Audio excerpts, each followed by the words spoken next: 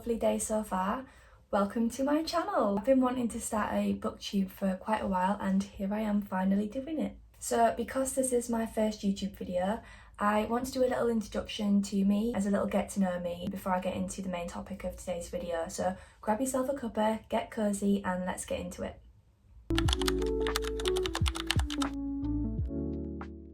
Hi everyone, my name's Charlotte, I'm 24 and I live in the north of the UK. I work from home as a graphics and video editor. I live with my boyfriend and our two cats, Leia and Obi. At the end of 2023, I kept seeing the Shepherd King duology pop up on my socials and TikTok, and I really wanted to read it because I've always loved watching fantasy films or sci-fi films, and I don't know why I never really thought to pick up a fantasy book. So yeah, I started off my reading journey with the Shepherd King duology, and oh my gosh, if you'll get to know me more, but I absolutely adore that series. I adore those two books with all of my heart. Those two books, my favourite. Fast forward to 2024, I set myself my first ever reading goal of 30 books and I read 30 books. So I went from reading around probably not even one book a year to achieving 30 books. I only read fantasy because fantasy was the genre that I started reading with, so I kind of just stuck with that just to get myself into reading and explore that genre. But this year, one of my goals is to branch out into different genres. Saying that I only read fantasy last year, that is a little bit of a porky because I did read some cowboy romances. I read Flawless by Elsie Silver and I really enjoyed it. It was kind of a nice palate cleanser, which is what I wanted it for because I was in the worst reading slump in around August. This year I'm hoping to read more general fiction. I've got some thrillers that I want to read. There's some sci-fi books that I want to read. So yeah, this year my goal is to branch out into different genres, discover more authors, just have another fun year. I've also set another reading goal this year of 30 books because I just feel like that's a nice comfortable number for me, and if I go over it then that's a win. This basically brings us into today's video. Today I want to talk about my top 5 books from 2024. And I want to also talk about 5 books that I can't wait to read in 2025. Obi's also come to say hi as well. Look at the camera, say hi. Hi everyone. So here are my top 5 books from 2024, but what I'm also going to do is rank them from 5th to 1st. So let's get into it. Also, I just want to say ranking these from 5th to 1st is really hard because I love all of these books so much. So this is going to be a little bit of a difficult one. So sitting at 5th place is The Shadow of the Gods by John Gwynne. This is the first book in the Blood Swan saga, and wow, this series is like a cinematic masterpiece all inside your brain. These books are just incredible. It's the first high fantasy series that I've read. I am yet to read the third one. This was quite a lot for my head to get around. There was quite a few points of views. The world was incredibly complex as well. I read this book around May. I want to say I read this in May. It's a Norse mythology inspired fantasy. I highly recommend this series. It's incredible. It's epic, it's gritty, all the characters are amazing. This is my 5th favourite book from 2024. My 4th favourite read from 2024 is The Serpent and the Wings of Night by Carissa Broadbent, and this is book 1 in the Nightborn duet. Read this back in April and it's an amazing fantasy romance. It's full of action, betrayal, and the story essentially covers what it takes to survive in a world that wants to kill you. I loved the story, I loved the characters, I loved the world, I loved the tournament. I found the world so interesting and I felt like whenever I read this book, I literally felt like I'd woken up from a daydream. I absolutely love Carissa Broadbent's writing and I had the best time reading this book. My 3rd favourite book of 2024 is A Dowry of Blood by S.T. Gibson. This book is incredible. I went into it blind, I went into Waterstones. I saw the spine looked pretty cool, I picked it up, I loved the cover, I read the blurb and I was like, that's coming home with me, this sounds incredible, and God, it was. I don't think I've ever felt so hypnotised whilst reading anything before. The book is basically a farewell love letter written in the perspective of Constanza, which is Dracula's first bride. There's literally so many things that this book covers. I think this is incredible. It's lyrical, it's dark, it's lush. It's got everything you could want when you think about Dracula and that time period. So it's come down to my last 2 books and I'm finding this really difficult. Okay, I've decided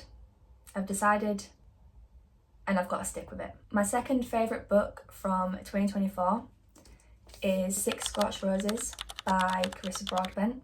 So she's got 2 books in my top 5s from last year. So yeah, she's definitely one of my favourite authors. This book is quite literally perfection. This is a novella and this is also part of the Crowns of Nyxia series. In the timeline, this book comes in after The Serpent of the Wings of Night and before The Ashes and the Star-Cursed King. I read this in November, so I'd already read Serpent and Ashes, but to be honest I wasn't that bothered because I love this so much that it honestly really didn't matter to me. I want to say that this is one of the most beautiful, I mean these top 2 books are the most beautiful fantasy romance books that I have read so far. The way that these characters pulled at my heart and made me feel all the emotions that they did, and to say this is a novella, look at how small that is. It literally felt like a full fantasy novel that should be at least be 400 pages, but this isn't. It's incredible. It's got the most beautiful character development and the most tender and pure romance you could ever read, and that's why this comes at number 2. I loved it so much. And coming at number 1 is Wisteria by Adeline Grace. So this is the 3rd book in the Belladonna trilogy, and yeah, it's safe to say this book broke me.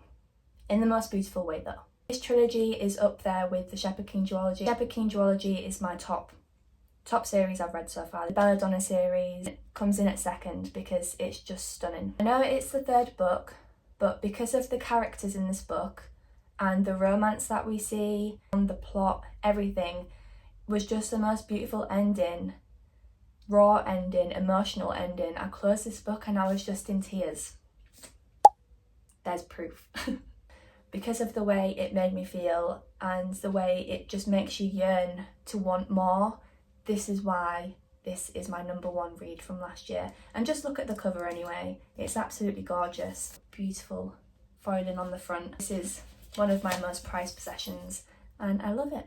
These are my top 5 books from 2024. I love these so much and please let me know what you think of them in the comments if you've read them, and if you haven't read them I'm really excited for you. And here are 5 books on my physical TBR that I'm looking forward to reading in 2025. Starting off with fantasy, the first fantasy book that I'm looking forward to reading this year is The Songbird and the Heart of Stone by Carissa Broadbent, which is also in the Crowns of Nyxia series. This book is the first book in the Shadowborn duet and is after The Ashes and the Star-Cursed King. I've already started reading this one, but I've paused reading it because Onyx Storm came out and I wasn't getting any spoilers ruined for that, so I started Onyx Storm. So I will come back to this one. The next book that I'm excited to read this year is The Fury of the Gods by John Gwynne, because this is the 3rd book in the Bloodsworn saga, and yeah, I'm nervous for this one purely because of the way that the 2nd book finished, and I'm a bit like,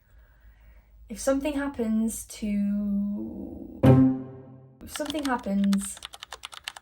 then yes, I don't know how I'm going to cope, because the ending of that book was jaw-dropping. So I feel like this one is going to be another crazy ride and I'm very excited to come back to this world. Just look at that cover. He means business. Next book that I'm looking forward to reading is actually a book that I found out that we're reading in a book club that I've joined. So I'm going to have to hold off reading this one now until we get round to it at my book club. But it's Yellowface by Rebecca F. Kwang. I don't know too much about it. I've obviously read the blurb. But yeah, it sounds like a really fun sort of thriller. I've heard that it's supposed to be quite thought-provoking and funny, hidden messages, and yeah, entertaining, and from what the blurb says it sounds really fun. So yeah, I'm looking forward to getting around to this one with the book club that I've joined. This next one I decided to get for myself for Christmas, Pride and Prejudice, and it's the cloth bound edition from Waterstones. This one is going to be my first classic that I've read. We obviously studied Frankenstein and a bit of Dracula in school, so those are the only ones I've kind of gone near. But yeah, this one I've wanted to read for so long. I've always been so intrigued by it. So many people have read it and love it. Mr. Darcy, I can't wait to meet him. Pride and Prejudice by Jane Austen, I'm so excited to read this year. I'm hoping to get around to it soon. I love the yellow cover. But yeah, this will be my first classic. I'm hoping to read 2 this year. So this is going to be my first. I'm not sure what other one I'm going to read though. This last book has really interested me since last year, and because I was only reading fantasy, I've kept it on my radar. The final and 5th one that I can't wait to read this year is Butter. I'm really looking forward to reading this one purely because it was last year's Waterstones Book of the Year. I recently went to Bradford because I was visiting family, and I decided to get this one whilst I was in the Bradford Waterstones, and by the way, it's so stunning in there. This one sounds really cool, really different to what I've read before. There's like a serial killer, all that sort of kind of vibe going on. Again, don't know too much about it, so I'm looking forward to going into this one and seeing what it's all about. And I think the cover is really unique and cool actually as well. I really like it. These are the 5 books that I'm looking forward to reading this year. I've kind of gone for a bit of a yellow vibe, yellow and white vibe, but yeah, I've got some fantasy going on, some thrillers and a classic, and yeah, I'm really excited for each of these, and I'm hitting my goals reading some different genres apart from fantasy. Those are my top 5 reads from 2024 and 5 reads that I'm looking forward to reading in 2025. Please like and subscribe if you've enjoyed today's video. Hope you've had a lovely day or a lovely evening whenever you're watching this video, and I'll see you in the next one. Bye!